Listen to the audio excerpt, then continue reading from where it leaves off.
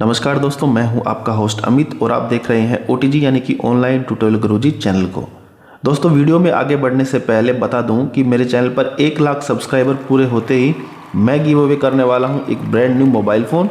लेकिन उसके लिए करना पड़ेगा आपको मेरे चैनल को सब्सक्राइब, क्योंकि अब 1 लाख सब्सक्राइबर पूरे होने में ज़्यादा कमी नहीं है। इसलिए तुरंत इस चैनल को सब्सक्राइब कर लो और साथ में बेल आइकन भी दबा दो ताकि गिव अवे से रिलेटेड कोई भी अपडेट आपसे छूट ना जाए। तो चलिए देखते हैं कि अगर आपकी शादी हो रही है यानी कि अगर आपकी मैरिज हो रही है तो उस केस में आप अपने ऑफिस से छुट्टी लेने के लिए एप्लीकेशन कैसे लिख सकते हैं। सबसे पहले हम लिखेंगे टू, उसके बाद अगली लाइन में ठीक टू के नीचे से लिखने की शुरुआत करेंगे।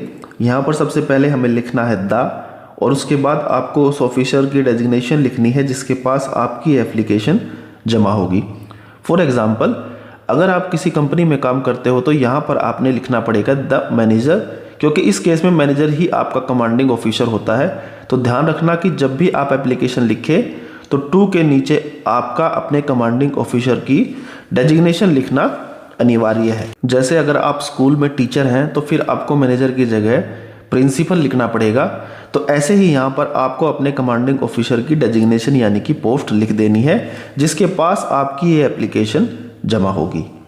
उसके बाद तीसरी लाइन में आपको लिखना है अपनी ऑर्गेनाइजेशन, कंपनी या जो भी आपका डिपार्टमेंट है उसका कंप्लीट नाम जहां पर आप काम करते हैं। और चौथी लाइन में आपको लिखना है आपकी कंपनी, ऑर्गेनाइजेशन या डिपार्टमेंट का एड्रेस, यानी जिस जगह पर वो कंपनी, ऑर्गेनाइजेशन एग्जिस्ट करती है।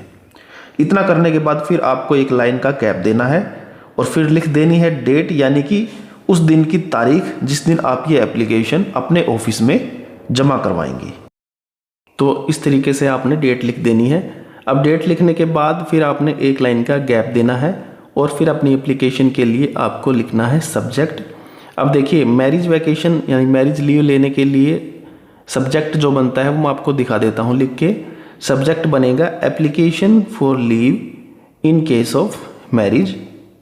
ये आपको सब्जेक्ट लिखना है, फिर आप लगा देंगे फुल स्टॉप। उसके बाद आपको दोबारा से एक लाइन का गैप देना है और फिर आप लिख देंगे डियर सर/मैडम, कोमा।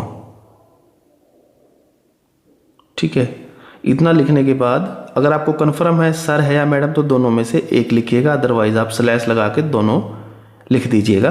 फिर आपने एक लाइन का गैप देके लिखना है आई, कोमा, आपका कंप्लीट नाम, फिर दोबारा से कोमा, वर्किंग एज ए के बाद फिर आपने लिखना है आपकी डेजिग्नेशन। मान लीजिए अगर आप ऑफिस में अकाउंटेंट हैं तो डेजिग्नेशन की जगह आप लिखेंगे अकाउंटेंट, या जो भी आपकी पोस्ट है वो पोस्ट यानी डेजिग्नेशन आपने लिखनी है। उसके बाद फिर आप लिखेंगे in your office, full stop. तो सबसे पहली लाइन आपने ये लिख देनी है। फिर आपने अगली लाइन लिखनी है I am pleased to inform you that I am getting married. ये लाइन आपने लिखनी है। फिर आप लिखेंगे and my marriage ceremony is scheduled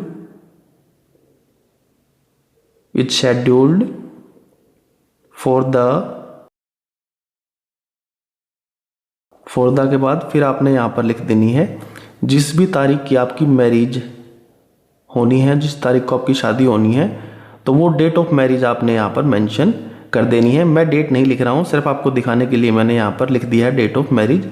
आपने यहाँ पर डेट लिखनी है, उसके बाद लगाएंगे फुल स्टॉप। दोस्तों, वीडियो को देखते देखते अगर यहाँ तक पहुँच गए हो तो इसका मतलब आपको ये वीडियो यूज़फुल लगी है, तो इसके लिए एक लाइक तो बनता ही है। तो क्लिक कर दीजिए नीचे दिए गए लाइक बटन पर और फिर देखना ये वीडियो कहाँ से कहाँ तक पहुँच जाएगी। फुल स्टॉप लगाने के बाद फिर आपने एक लाइन का गैप देना है और लिखना है therefore, comma, kindly grant me leave for. अब यहाँ फॉर के बाद फिर आपने डालना है जितने भी दिन की आपको लीव चाहिए। जैसे मान लीजिए अगर 6 दिन की चाहिए तो मैं यहाँ पर लिख दूंगा फॉर 6 डेज। ऐसे ही जितने भी दिन की आपको चाहिए होगी वो पीरियड आप यहाँ पर डाल देंगे। फिर आपने लिखना है फ्रॉम 6 डेज के बाद फ्रॉम, फिर आप डाइट मेंशन करेंगे कि इस तारीख से इस तारीख तक की मेरे को लीव चाहिए। जैसे मैंने यहाँ पर लिखा है 6 डेज, तो अब मैं स्टार्ट डेट लिखूंगा सबसे पहले, यानी जिस तारीख से मेरी छुट्टियाँ स्टार्ट हो मैं चाहता हूँ। उसके बाद 2 के बाद मैं डालूंगा एंड डेट, तो यानी स्टार्ट डेट, उसके बाद 6 डेज मैंने लिखा है तो 6 डेज के बाद जो भी एंड डेट कैलकुलेट करके बनेगी वो मेरे को यहाँ पर लिख देनी है। फिर लगाऊंगा फुल स्टॉप और फिर आपको लिखना है I shall be very thankful to you for this, full stop. फिर आप लिखेंगे additionally comma I will be accessible via email or phone for any urgent matters that required my attention during my absence। ये आपने लिखना है, फिर आप लगा देंगे फुल स्टॉप। इतना लिखने के बाद फिर से आपने एक लाइन का गैप देना है, फिर आप लिखेंगे थैंकिंग यू फुल स्टॉप।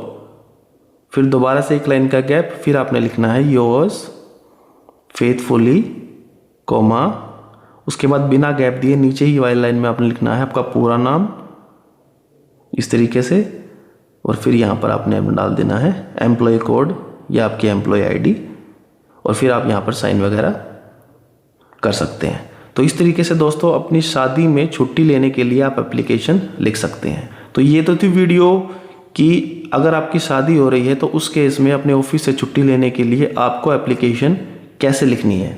लेकिन क्या आपको पता है इस एप्लीकेशन के अलावा भी मैंने और बहुत सारी एप्लीकेशंस को लेकर वीडियोस बनाई हुई हैं, जिन वीडियोस में मैंने आपको बताया है कि अलग अलग टॉपिक्स के लिए एप्लीकेशन कैसे लिखी जाती है।